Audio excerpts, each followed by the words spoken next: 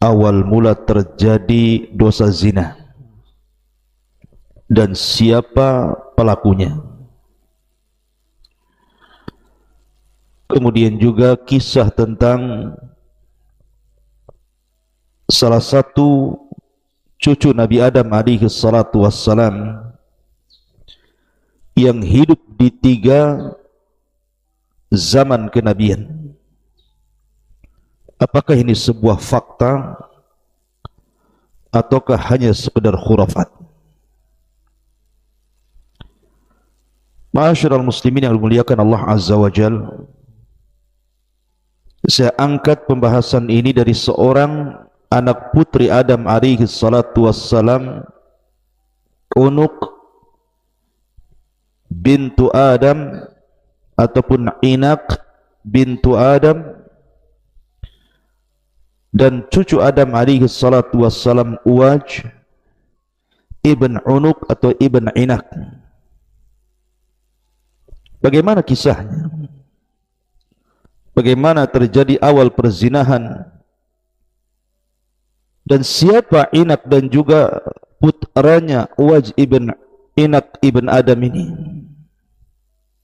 Dan apakah benar kisah-kisah yang menyebar di sosmed, sosial media, di internet dan yang semacamnya tentang kisah 2 manusia ini? Apakah memang sebuah fakta atau hanya sekedar khayalan? Mari beberapa detik ke depan kita akan menjelaskan pembahasan yang kita akan paparkan di pagi hari ini. Ma'asyiral muslimin yang dimuliakan Allah Azza wa Jalla, saya mulai kisah ini dengan sebuah cerita. Kita tahu bahwa Adam alaihi salatu wassalam dianugerahi oleh Allah subhanahu wa ta'ala keturunan dari pasangannya Hawa, selalu diberikan anak kembar, dan Hawa itu melahirkan sampai 20 kali. Setiap melahirkan kembar, setiap melahirkan kembar, sehingga jumlah anak-anak Adam di zaman itu 20 perempuan dan 20 laki-laki. Akan tetapi salah satu turunan Adam alaihi salatu wassalam dari Hawa ini, ada satu turunannya yang aneh sendiri. Dia melahirkan tidak kembar, tetapi melahirkan sendirian, dan dia seorang wanita di mana memiliki kedua kepala, satu di bahu kanannya dan satu di bahu kirinya. Dan anehnya lagi, telapak tangannya bukan 10 tetapi 20. Jadi satu telapak tangan itu memiliki 10 jari, dan telapak kirinya juga memiliki 10 jari. Kemudian memiliki kuku yang panjang dan bengkok, dan namanya adalah Unuk ataupun Inak bintu Adam alaihi salatu wassalam. Ma'asyiral muslimin yang dimuliakan Allah Azza wa Jalla, kisah yang sungguh mengherankan dan juga kisah yang ajaib. Akhirnya Unuk ini oleh ibundanya Hawa dibesarkan. Tetapi setelah kemudian anak wanita Hawa yang lahir sendirian tanpa kembar ini sudah dewasa, rupanya dia termasuk wanita yang melakukan kekejian, melakukan keburukan. Setelah kemudian saudaranya Qabil membunuh Habil, kemudian Qabil pun pasangannya ke lembah, akhirnya beranak pinak di lembah dan menjadi kabilah yang paling rusak di zaman itu. Maka Unuk ataupun Inak ini bergabung dengan Qabil, dan dia wanita yang pertama kali melakukan perzinahan di tengah-tengah kabilah Qabil. Setiap ada laki-laki yang suka dengan dia, maka dia akan mengajak berzina. Sehingga tidak tahu jumlah laki-laki yang sudah berzina dengan dia. Akhirnya Allah takdirkan dari salah satu laki-laki yang menzinahinya, hamil dia. Tidak tahu anak yang mana, anak laki-laki yang mana, bapaknya siapa. Yang jelas dia hamil dari perzinahan ini. Ma'asyiral muslimin, dari sinilah kisah awal ternyata dosa zina itu dilakukan oleh salah satu putri Nabi Adam, namanya Unuk ataupun Inak. Bukan hanya itu saja, Nabi Adam alaihi salatu wassalam setelah diusir oleh Allah dari sorga ke bumi dan diajarkan oleh Allah subhanahu wa ta'ala kalimat-kalimat supaya dirinya dan juga istrinya dijauhkan dari syaitan iblis. Akhirnya kalimat-kalimat itu ditulis dan digantungkan di leher Hawa supaya iblis tidak bisa mendekat. Lah oleh Inak ini dicuri kalimat-kalimat itu di leher Hawa ketika Hawa sedang tertidur. Dengan sebab itulah akhirnya dia pun mempelajari ilmu sihir. Dan dikuasainya sihir menjadikan dia wanita yang zalim dan suka menyakiti manusia. Ma'asyiral muslimin yang dimuliakan Allah subhanahu wa ta'ala, maka ketika sudah terlalu banyak kerusakan yang dilakukan oleh Inak atau Unuk ini, maka Nabi Adam alaihi salatu wassalam pun berdoa kepada Allah subhanahu wa ta'ala, dan juga istrinya mengaminkan doa suaminya Adam agar Allah menghentikan kekejian kerusakan Unuk bintu Adam ini. Akhirnya Allah subhanahu wa ta'ala utus kepada Unuk ini asadan a'zam minal fil, sebuah singa yang sangat besar, melebihi tubuh daripada gajah. Fahajama 'alaiha, maka singa itu pun menyerang si Unuk bintu Adam ini. Faqatalah, kemudian singa itu membunuhnya. Wa mazzaqa a'dha'aha, menyobek-nyobek, merusak seluruh badannya. Wa arwaha, dan juga ruhnya si Unuk ini dicabut oleh Allah subhanahu wa ta'ala. Ma'asyiral muslimin yang dimuliakan Allah subhanahu wa ta'ala, adapun putranya hasil daripada zina namanya Uwaj ibn Unuk. Uwaj ibn Unuk ini akhirnya tumbuh dewasa, tetapi memiliki keanehan tubuh yang melebihi Adam alaihi salatu wassalam, kakeknya.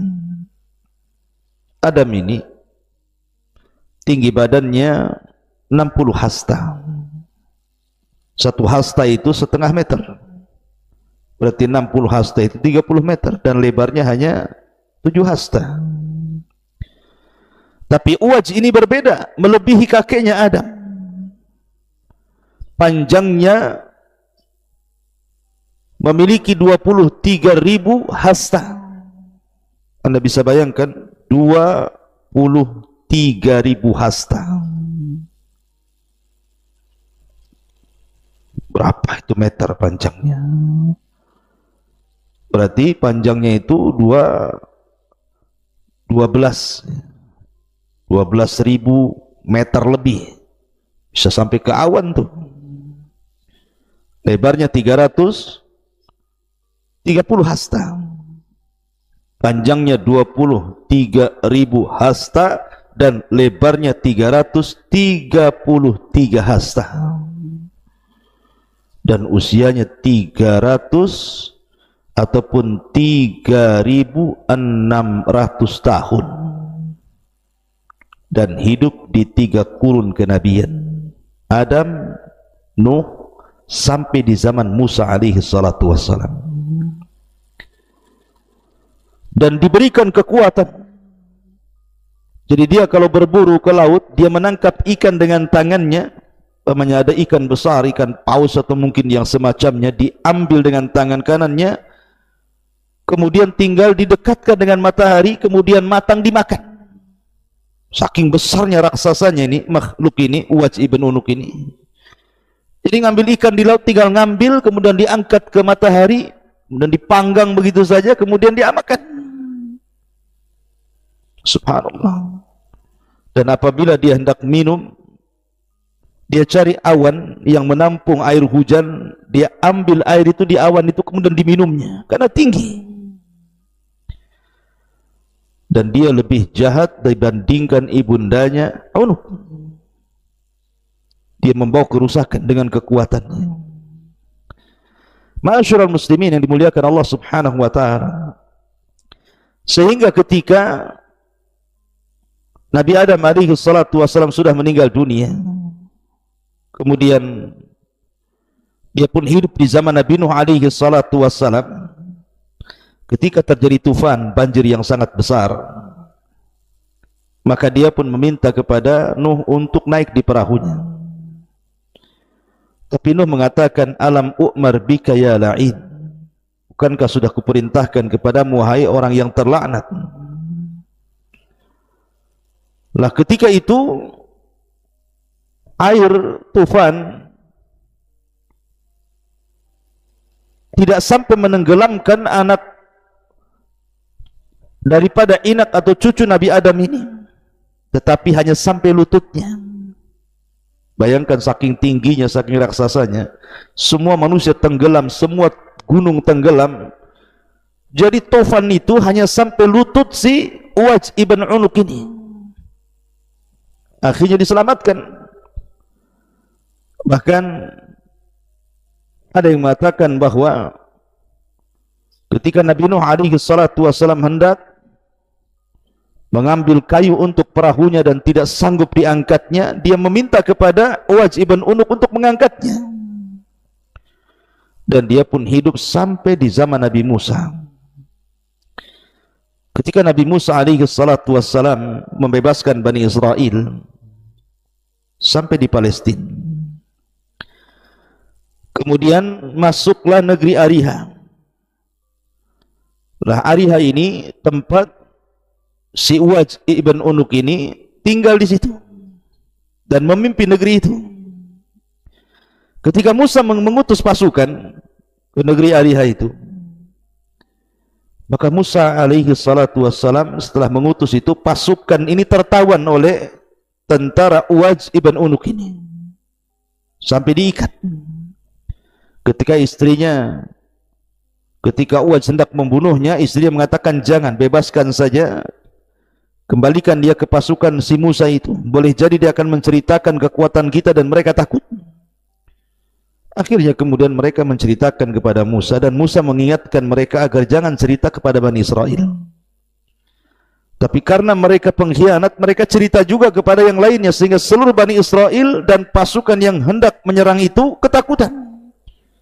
Dari sini kemudian mereka mengatakan perkataan yang masyhur, bahkan dicatat dalam Al-Quran, idhab anta wa rabbuka faqatila inna hahuna qaidun.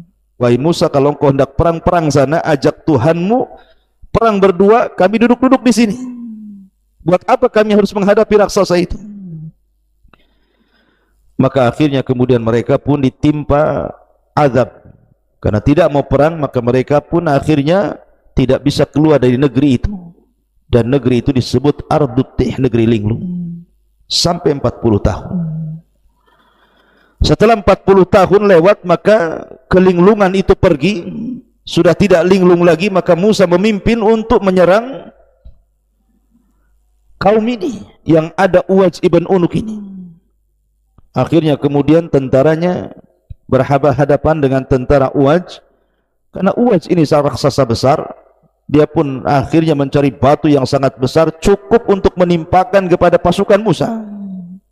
Tetapi Allah kirim burung yang sangat besar, ada yang mengatakan hudhud, kemudian dilemparnya oleh burung ini leher si Unuk ini, leher si Uwaj ibn Unuk ini.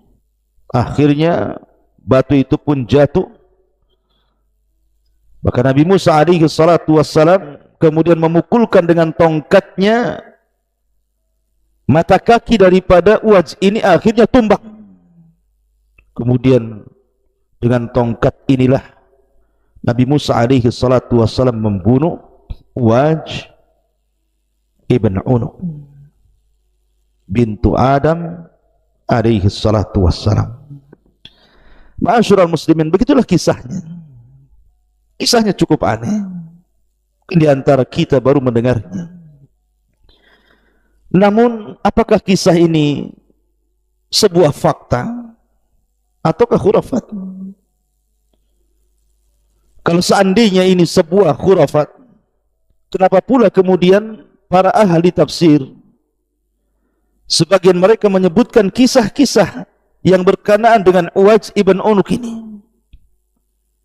Sebut saja para ahli tafsir yang menyebutkannya. Di antara mereka adalah Al-Imam At-Tabari, Al-Imam Al-Qurtubi, menyebutkan tentang kisah Uwaj ibn Unuq ini. Ma'asyiral muslimin yang dimuliakan Allah Azza wa Jalla. Tapi kalau memang ini sebuah fakta, dan yang lainnya selain mereka ya, bahkan bukan hanya Imam At-Tabari dan Al-Qurtubi saja, tetapi juga banyak para ulama menukilkan kisah ini, seperti kisah yang dikeluarkan oleh beberapa ahli tafsir, menukilkan perkataan Abdullah bin Umar dan juga menukilkan perkataan Abdullah Ibn Abbas radhiyallahu anhum, kemudian menyebutkan kisah tentang Uwaj ibn Unuq ini. Tapi kalau ini memang sebuah khurafat, memang kisahnya terkenal menyelisihi nas-nas Al-Quran dan Sunnah. Kalau fakta, kenapa menyelisihi? Ya, menyelisih Al-Quran dan Sunnah. Kalau khurafat, kenapa pula dicatat oleh ahli tafsir? Tapi kisah ini dekat dengan khurafat dibandingkan dengan fakta, karena jelas menyelisihi Al-Quran, menyelisih sunnah Nabi SAW. Bukankah Allah subhanahu wa ta'ala mengatakan, wa qala Nuhun Rabbi la tadar alal ardi minal kafirina dayyara. Berkata Nuh, ya Rabb, jangan kau tinggalkan di atas permukaan bumi ini orang kafir, melainkan kau musnahkan, kau hancurkan. Dan Allah mengatakan, fa anjaynahu wa man ma'ahu fil fulkil mashhun thumma aghraqna ba'dul bakin. Kami selamatkan bersama Nuh di dalam perahu itu, dan kami tenggelamkan yang lainnya. Artinya yang selamat itu hanya keluarga Nuh. Kenapa pula kemudian Uwaj ibn Unuq ini selamat sampai hidup di zaman Nabi Musa, menyelisih Al-Quran? Bukankah dia termasuk orang kafir dan tidak beriman, dan Allah mengatakan la tadar alal ardi minal kafirina dayyar. Tidak ada orang kafir yang selamat. Kenapa pula dia selamat? Menyelisih Quran dan menyelisih Nabi, ketika Nabi SAW menjelaskan tentang tinggi Nabi Adam itu sittuna dira'an, 60 hasta. Summa lam yazalil khalqu yanqusu hatta al-an. Kemudian setelah Adam ini manusia akan berkurang ketinggiannya sampai pendek dan sampai seperti kita, mulai dari postur sampai usia semakin pendek. Kenapa pula kemudian Uwaj lebih tinggi dibandingkan Adam? Bahkan yang lebih mengherankan, tingginya hampir sampai selangit. Ya, sampai dikisahkan tadi tingginya itu sampai 23.000 dhira' hasta, dan lebarnya 333 hasta, dan usianya panjang sekali sampai 300 ataupun 3.600 tahun, sampai hidup di kurun 3 nabi, mulai Adam, Nuh sampai Musa, mustahil. Ya, makanya Al-Imam Adz-Dzahabi rahimahullahu ta'ala, beliau mengomentari tentang riwayat-riwayat soal Uwaj ibn Unuq dan juga Unuq ini. Apa kata Imam Adz-Dzahabi dalam kitabnya Al-Mizan? Qisasun laisa yu'tamadu alaihi tarakahu ghairu wahid. Kisah ini tidak ada pegangan sama sekali, bahkan banyak ulama yang meninggalkannya. Imam Ahmad mengatakan, kana yakdzib ala Wahb bin Munabbah. Orang yang menceritakan kisah ini telah berdusta atas nama Wahab ibn Munabbih. Imam Bukhari mengatakan zahibul hadis, hadisnya tidak jelas. Ibnu Hibban mengatakan yada'ul hadis ala abihi wa ala ghairihi. Yang meriwayatkan hadis ini telah memalsukan hadis Nabi SAW terhadap bapaknya dan yang lain.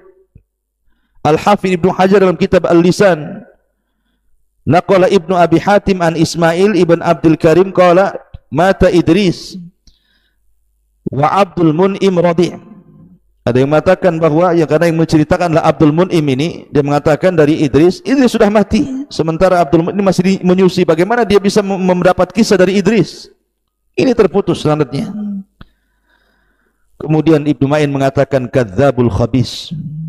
Yang meriwayatkan hadis ini seorang pendusta yang buruk.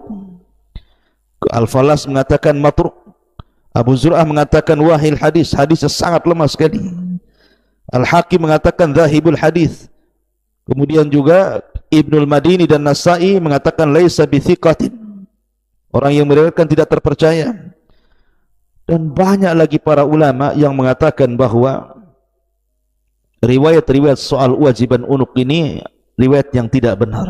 Bahkan Imam Ibnul Qayyim mengatakan wa minal umur allati yu'rab biha kaunul hadithi maudu'an an yakunal hadithu mimma taqumus syawahidus sahihatu ala butlanihi ka hadisi Waj ibn Unuk at-Tawil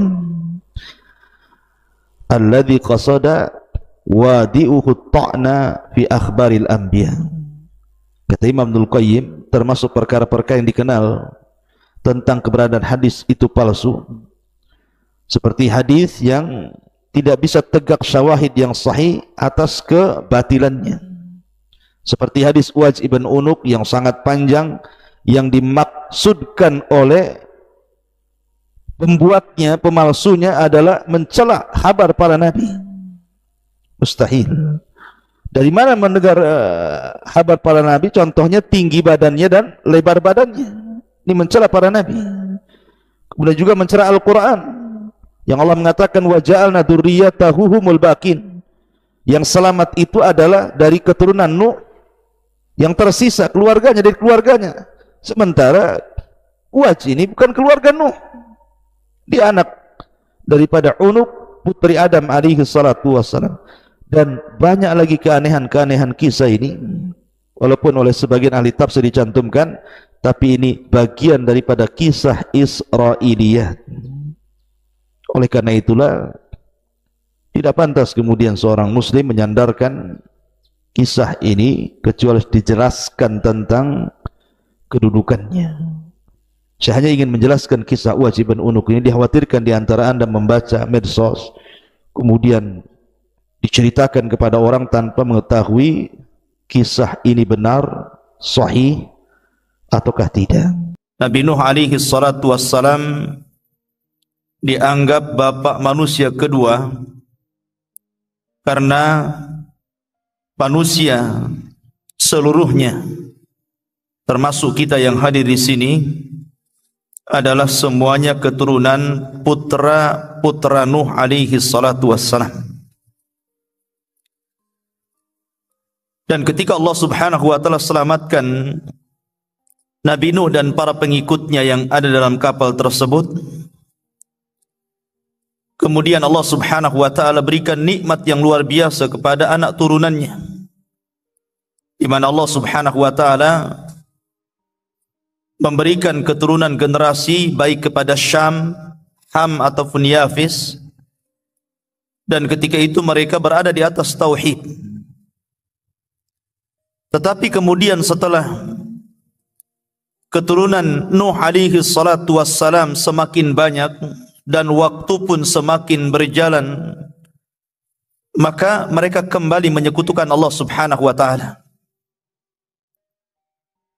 Allah Subhanahu wa taala menjelaskan tentang satu kaum dari keturunan Iram yang sampai kepada Nuh alaihi salatu wassalam, di mana kaum ini Allah tidak pernah ciptakan sebelumnya. Bagaimana kekuatannya, kehebatannya belum pernah Allah ciptakan kecuali kaum ini saja. Dan itu tadi dikutip oleh imam kita dalam salat subuh.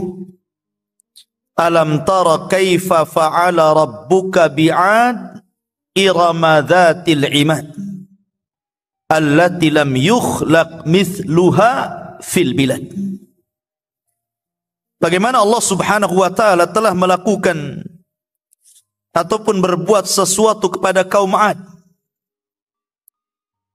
di mana Ad adalah keturunan Iram, dan kaum ini lam yukhlaq mithluha fil bilad, belum pernah Allah ciptakan seperti kaum ini kepada manusia baik sebelum atau sesudahnya. Luar biasa Allah berikan kekuatan kepada mereka. Di antara kekuatan mereka yang ditunjukkan dalam Al-Quran adalah mereka mampu membuat rumah-rumah di atas gunung. Gunung batu itu digali oleh mereka, diukir, dilobangi, jadi rumah. Sebenarnya tidak ada faedahnya, tetapi mereka ingin menunjukkan kekuatan mereka yang belum ada sebelumnya. Dari setelah mereka sombong dan mereka menyembah berhala. Lah kaum Ad ini diutus kepada mereka seorang rasul namanya Hud, dan Hud itu nabi pertama dari nabi-nabi Arab, karena seluruh nabi selain Arab itu banyak, tapi nabi-nabi Arab cuma 4 saja. Dimulai daripada Hud, kemudian setelah Hud nanti kita kisahkan kisah Nabi Saleh, kemudian setelah Saleh kita kisahkan Syuaib, dan Rasul kita Muhammad sallallahu alaihi wasallam. Ini disebut nabi-nabi Arab. Selainnya bukan Arab. Kebanyakan mereka nabi itu dari Bani Israel, keturunan Ibrahim dari jalur Ishak. Tetapi nabi-nabi Arab ini hanya 4 ini saja, karena mereka diutus di Arab. Dan kaum Ad itu letaknya di antara Oman dan Hadral Maut. Itu disebut Ad. Di situ ada kaum Ad dulu, kaum Iram.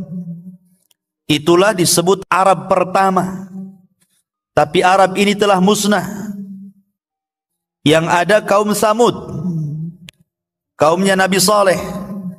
Baru kemudian dari Samud ini banyaklah kemudian kabilah-kabilah Arab sampai kepada masa Ismail. Ada satu kabilah namanya Jurhum. Ismail menikah dengan kabilah Jurhum dari keturunan Samud.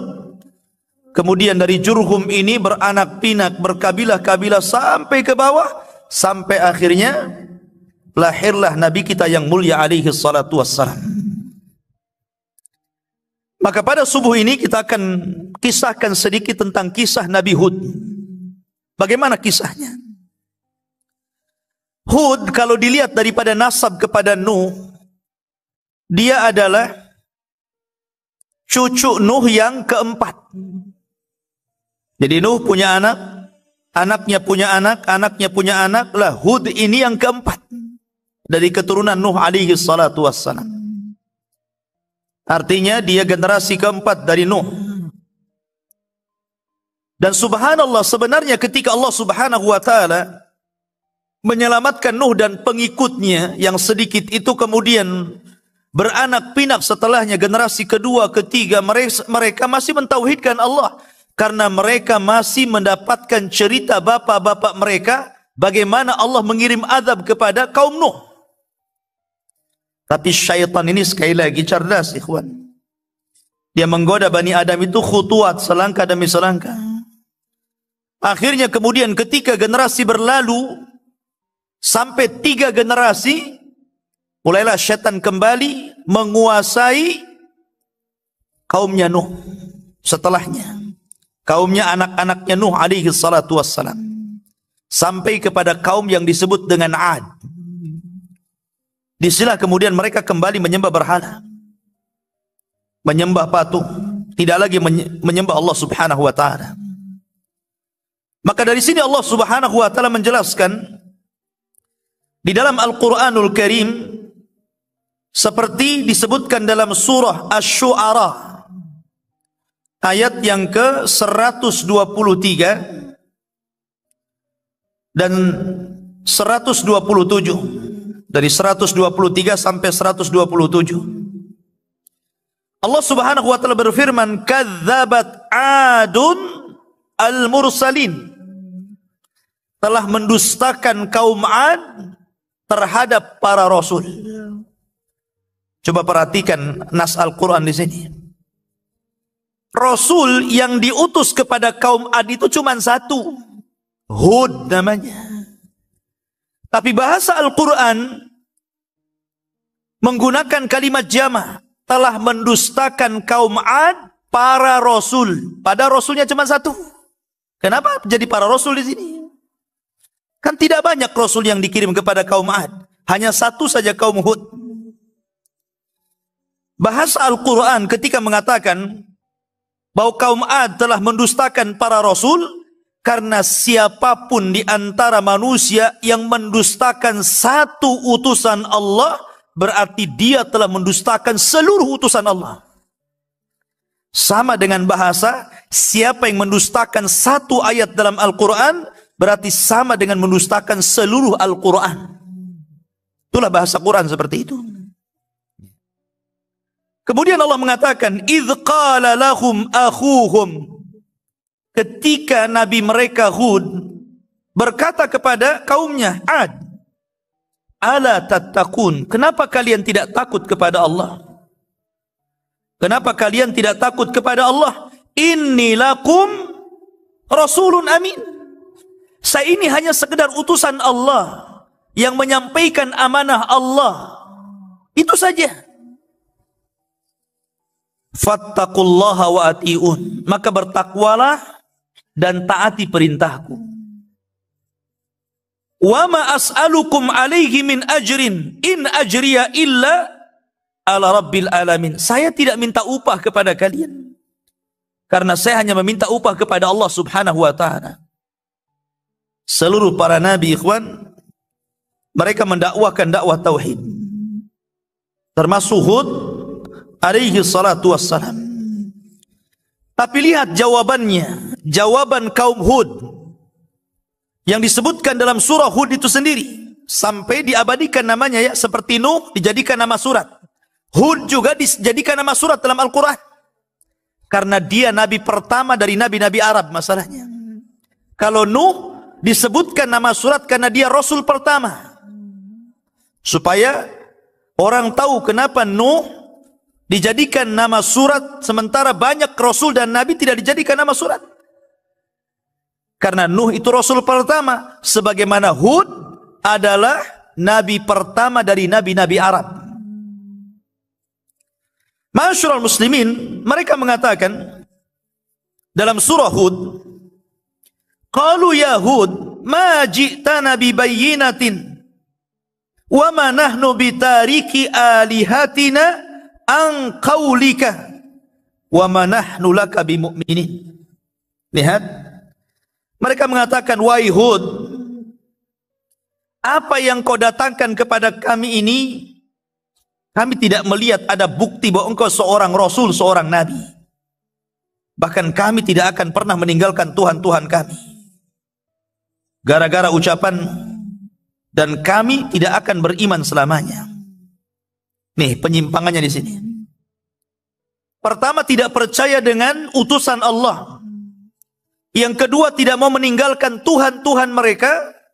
Dan yang ketiga, mereka tidak mau beriman kepada apapun yang dibawa seorang rasul kepada mereka.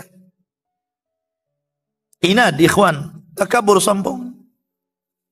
Bahkan lebih parah lagi, mereka mengatakan, inna qula illa taraka ba'du alihatina bisu'in. Sesungguhnya yang kami katakan, wahai Hud, kecuali engkau akan mengalami kesialan dari ucapanmu yang datang dari Tuhan-Tuhan kami. Yakin dia dengan Tuhannya tuh. Ya kan? Sangat yakin kalau engkau terus menyuruh kami meninggalkan Tuhan-Tuhan kami, hati-hati ucapanmu, kau akan kewalat, bahasanya seperti itu. Tuhan-Tuhan kami bisa membuat engkau celaka. Rupanya pemahaman tatoyur itu sudah ada sejak zaman Hud sampai hari ini. Ya kan? Pemahaman tatoyur artinya menganggap sial atau menganggap sesuatu itu mendatangkan manfaat karena sebuah benda. Mereka menganggap seperti itu. Di zaman Nabi SAW tatoyur ada. Jadi orang-orang jahiliyah itu, kalau mereka dagang, kalau nggak ke arah Yaman kemana? Ke Syam. Rihlatas sita'i was saif. Ke Yaman dan ke Syam. Jadi kalau mereka hendak menuju Syam, maka mereka akan mengambil burung merpati, kemudian diterbangkan. Kalau terbangnya ke arah yang hendak dituju untuk berniaga, berangkat dia. Kenapa? Karena dianggap bahwa burung itu membawa keberuntungan. Tapi kalau dia berangkat ke Yaman, tahu-tahu terbangnya malah ke Syam, nggak jadi itu. Kenapa? Ini tidak hoki nih. Di zaman Rasul, di zaman jahiliyah pakai burung. Tapi di zaman sekarang berkembang. Bukan pakai burung saja ya, pakai ikan lohan, pakai burung perkutut, ya kan? Pakai burung beo tengah malam, burung hantu, macam-macam burung. Nah ini kan masalah ya kawan. Bukan hanya burung, bukan hanya ikannya, sampai ke angka ada yang sial. Angka berapa tuh? Angka 13. Angka sial katanya. Coba bayangkan angka disial-sialkan. Angka kan nggak salah ya kawan. Dan kalau tidak ada 13-nya kan nggak lengkap angka itu. Mana pula kan gitu. Lah ikhwah fillah muliakan Allah Subhanahu wa taala, dari sini berkembang tatoyur itu memang berkembang seperti itu sampai hari ini. Ada yang tatoyur dengan suara, ada yang tatoyur dengan mimpi, ada yang tatoyur dengan yang didengar, ada yang tatoyur dengan benda, kan begitu sekarang ini. Tatoyur banyak. Sampai ada orang zaman dulu tuh ya, kalau tangan kiri kesemutan, mau dapat apa tuh katanya? Mau dapat duit ya. Kalau tangan kanan yang kesemutan dikejar debt collector katanya. Jadi sampai seperti itu ya. Subhanallah. Dulu tidak boleh anak gadis katanya kalau makan di depan pintu nanti nggak laku gitu kan. Macam-macam tatoyur. Ada orang melahirkan kemudian ari-arinya harus dikubur. Kemudian dikasih lampu. Kemudian dikasih payung takut kehujanan. Kalau asal buang itu katanya akan gentayangan. Ganggu adeknya. Coba. Adeknya pula deh. Hari-hari disebut adeknya kan. Di mana akalnya? Lah ini di zaman Nabi Hud alaihi salatu wassalam, itulah akidah mereka. Menganggap bahwa patung itu membawa sial. Hati-hati kamu ya, bahasa kita. Jangan coba-coba mencela Tuhan kami, nanti Tuhan kami akan menimpakan keburukan kepada Anda. Tetapi apa jawaban Nabi Hud? Qala inni ushhidullaha. Saya bersaksi kepada Allah. Washhadu, dan saksikan oleh kalian, anni bari'un mimma tusyrikun. Saya berlepas diri dari apapun yang kalian sekutukan. Dan inilah makna Islam. Bagian makna Islam itu apa? Al-bara'atu minasyirki wa ahli. Orang itu harus berlepas diri dari kesyirikan dan para pelakunya. Bukan hanya kesyirikannya saja, pelakunya pun antum harus jauhi. Pamannya antum punya tetangga dukun, jelas lah kan. Selain dukun bayi ya jelas pakai jin ya. Jangankan dukun-dukun, tukang urut itu kadang-kadang begitu. Sebelum ngurut apa yang dibaca, ya kan? Bentar Ustadz doa dulu katanya, tapi nggak mau dibunyiin doanya. Waswes gitu. Ah sudah diurut. Sampai saya pernah punya pengalaman, ada tamu dari Singapura, kemudian kalau nggak salah Abu Syifa nih yang undang tukang urutnya. Jadi ceritalah ini kawan-kawan tamu ini, katanya kalau ingin hilang pegal-pegalnya, saya bisa pindahkan penyakit abang ke ayam katanya. La ilah. Adalah yang kayak gini. Ini kan sampai tukang urut loh, sampai seperti itu. Ini bukan dukun, tukang urut. Nah, makanya di sini ikhwafil muliakan Allah Subhanahu wa taala, intinya bahwa Nabi Hud alaihi salatu wassalam mengajarkan kepada kita makna Islam. Bagian mana Islam adalah berlepas diri dari kesyirikan dan para pelakunya. Itu harus tinggalkan. Dari sini ikhwafil muliakan Allah Subhanahu wa taala, bahwa dakwah tauhid itu adalah dakwah yang utama dan pertama, karena itulah misi para nabi dan rasul. Walaqad ba'atsna fi kulli ummatin rasulan an i'budullaha wajtanibut taghut. Tapi apa yang terjadi dengan kaum Ad ini? Kaum Ad itu terus menentang. Akhirnya waktu apa yang Hud alaihi salatu wassalam katakan kepada mereka, bahwa kalau mereka tidak beriman, maka tunggu adab Allah akan sampai kepada kalian. Tapi mereka tidak percaya. Dari situlah kemudian Allah Subhanahu wa taala memukodimahi, memulai adabnya dengan apa? Dengan cara paceklik 3 tahun. Sementara kaum Ad itu penghasilan mereka dari pertanian. Coba bayangkan kalau seandainya orang di pinggir laut nelayan gitu kan nggak mungkin ada cerita laut surut. Ada laut surut sampai ke tanah? Nggak ada kan? Artinya kalau yang di pinggir laut itu paling mungkin musibahnya ombak atau yang lain gitu kan. Lah kalau petani, air. Kalau petani itu. Makanya ikhwafin muliakan Allah Azza wa Jal, ketika kemudian sebuah pertanian tidak dialiri air, pasti masalah. Apalagi 3 tahun. Bayangkan saya, kita nggak hujan 3 bulan saja susah. 3 tahun nggak hujan. Ya kering kelontang lah. Akhirnya sudah mulai kelaparan, binatang pada mati, mereka sendiri sudah sebagian mereka mati gitu. Maka mereka, sementara Hud ini sudah meninggalkan kaum Ad, karena tidak mau lagi berdakwah kepada mereka. Safar Hud ini kemana? Ke Mekah. Ya, karena dia di Hadral Maut. Ad itu antara Hadral Maut dan Oman. Dan sekarang satu-satunya jalur yang paling aman di Yaman itu lewat Oman. Karena Son'a sudah dikuasai orang-orang Houthi, orang-orang Syiah. Jadi kalau orang ke Yaman lewat jalur Oman.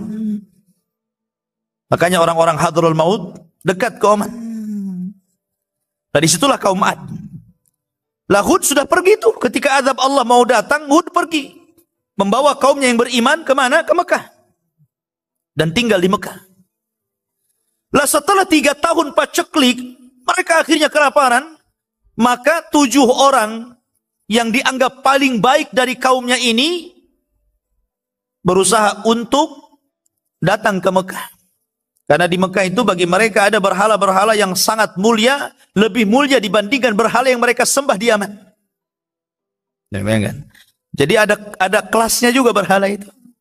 Ada kelas 1, kelas 2 gitu kan. Perangkat mereka. Sampai di Mekah kemudian mereka meminta kepada patung-patung yang ada di sana supaya dihilangkan. Ini sudah dimatikan masih juga ya. Suara apa ini? Jadi supaya dihilangkan musibah yang ditimpakan kepada mereka. Ketika mereka meminta kepada berhala-berhala mereka, disinilah ada suara dari langit. Seolah-olah suara itu mengijabah doa mereka.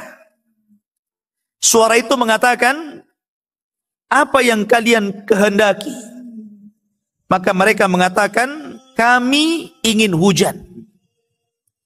Kemudian ditawarkan, baik kami akan kirim awan yang berbagai macam warna. Ada warna putih, ada warna hitam, ada warna kuning, ada warna merah. Mau yang mana kalian?